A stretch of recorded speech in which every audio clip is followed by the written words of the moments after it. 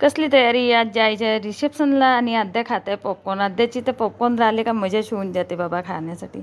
मग केली तयारी, कारण साहेब लवकर दुकानमधून आले नाही. दुकानातून यायला झाले त्यांना वेळ आणि आम्हाला घरी पण तयारीला वेळ झालं, कारण जायचं एक मूड होतं एक नव्हतं आणि उष्णता एवढी आहे की लवकर घरून निघून होत नाही.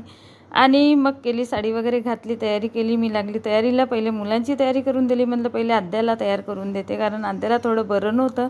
उष्णतेमुळे तिला फीवर येऊन गेलं म्हणून तिला बरं नव्हतं. तिची तयारी केली. मग उत्कर्ष झालं रेडी, साहेब झाले रेडी आणि मग मी माझीसुद्धा तयारी केली आणि आम्ही निघालो फायनली घरून. म्हणलं चला रिसेप्शनला जायचं आणि मस्त छान छान जेवण करून यायचं. म्हणलं असं डेली जर जेवण करायला मिळेल तर खूपच चांगलं होईल, पण तो तयारी करायचा खूप कंटाळा येऊन जातो.